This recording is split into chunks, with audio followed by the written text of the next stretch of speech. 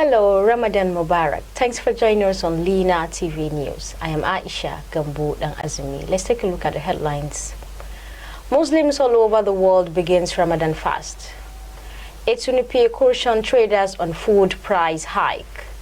Schools in 14 states of the country are at risk of attack. Stay tuned for the news in detail.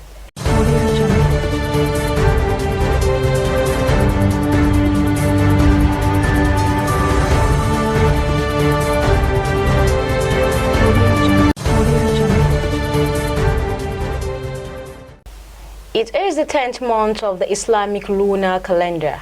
During this month, Muslims are expected to abstain from eating, drinking, sexual acts and other vices from dawn to dusk. It is the holiest month in Islam. Adherents of the faith are encouraged to redouble their deeds such as recitation of the glorious Quran, giving alms, seeking for forgiveness from God, helping the needy in order to bring them closer to God. Fauzia Nasser completes the report. It is also advised that Muslims engaged more in obligatory prayers both during the day and night. There are exceptions to some categories of people exempted from fasting. These include the aged, pregnant women who find it difficult due to dizziness or weakness, nursing mothers who feel their children might not have enough milk supply, the sick and travelers. The poor must be fed during this period to make up for the fast each day. Only the aged are exempted from making up for the fast missed during Ramadan.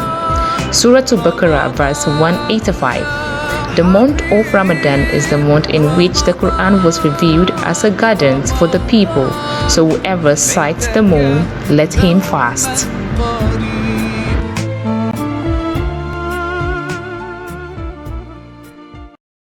As Muslims begin this month of Ramadan, the ETSU and chairman of Niger State Traditional Council, Alhaji Yahya Abubakar, has cautioned traders in the country against arbitrary hike in price of foodstuff and other commodities. The monarch, who gave the advice while speaking to journalists over the weekend, stressed the need for traders to be their brother's keeper in line with Islamic teachings and injunctions.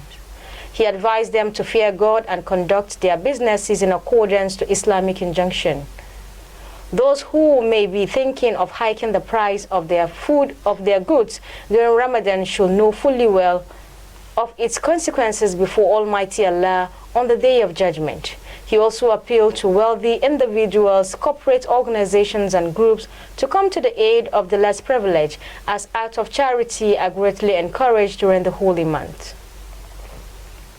President Bola Tinubu will launch the student loan scheme on Thursday, March 14, 2024. The special advisor to the president on media and publicity, Mr. Ajuri Ngelele, stated this during an interview. Ngelele highlighted some of the president's welfare initiative being implemented at the moment, saying later this week, on Thursday, the president will launch the historic National Student Loan Program.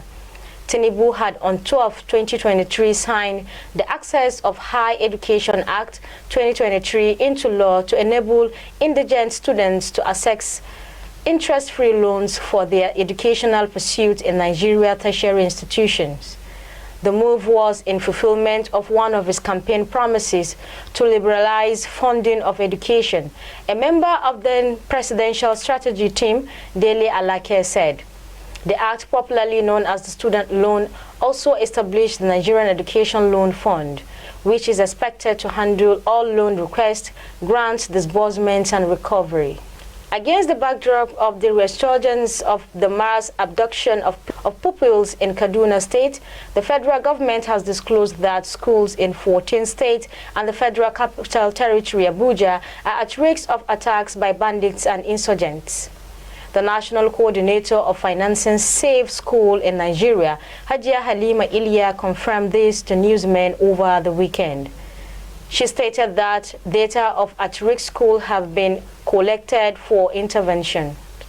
The coordinator, however, declined to identify the states, but the commander of the National Safe School Response Coordinator Center, Nigerian Security and Civil Defense Corps, Hamid Abuduni, said they include Adamawa, Bauchi, Borno, Yobe, Katsina, FCT, Kebbi, Sokoto, Plateau, Zamfara, and 3 others.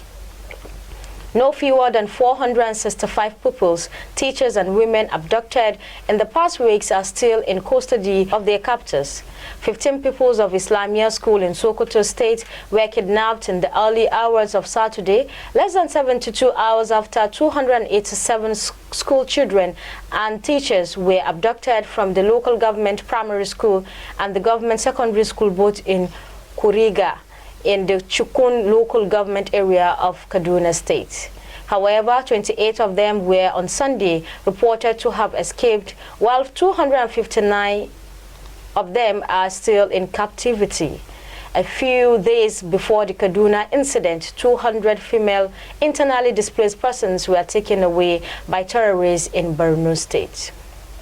The federal government has disclosed that 55,000 licensed doctors are in the country to attend to the growing population of patients following the exodus of health professionals to hospitals and health facilities abroad. It is said in the last 5 years, the country lost about 15,000 to 16,000 doctors to the Japa syndrome, while about 17,000 had been transferred. The coordinating Minister of Health and Social Welfare, Professor Ali Pate, disclosed this when he featured as a guest on a television program. Pate, who said the brain drain syndrome has robbed the health sector of its best hands, affirmed that the government is doing its best to expand the training scheme and motivate others who choose to stay back and serve their fatherland. The brain drain phenomenon, otherwise known as JAPA, has seen a generation of young doctors, health workers, tech entrepreneurs, and a number of professionals abandon Nigeria for greener pasture abroad. The minister, however, reiterated that though there are 300,000 health professionals in Nigeria, only 55,000 of them are doctors. He said there are about 300,000 health professionals working in Nigeria today in all cadres, including pharmacists, laboratory scientists, and others. According to him, the assessment was carried out and it was discovered that there are 85,000 to 90,000 registered Nigerian doctors. Not all of them are in the country. Some are in the diaspora, especially in the US and UK. But there are 55,000 licensed doctors in the country. The Nigerian Association of Women Journalists, NAWAJ, Niger State Chapter Credential and Election Committee has released timetable for its forthcoming election. A statement issued by the Credentials and Election Committee of NAWAJ, Niger State 2024, indicates that sales of forms commence from Monday 18th March 2024 to Monday 25th March 2024, while screening of the contestants holds on Tuesday 26th March to Thursday 28th March 2024. The election is expected to hold on Saturday 20th April 2024. Candidates vying for any position are advised to purchase the nomination forms at NAWAJ office, IBB Penthouse, Mina. And that is about the size of our package on Lina TV News today. Do well to join us on all our social media platform at Lina TV 247 or visit our website on www.linatv.com.ng. I am Aisha Gambo and Azumi. Thanks for watching.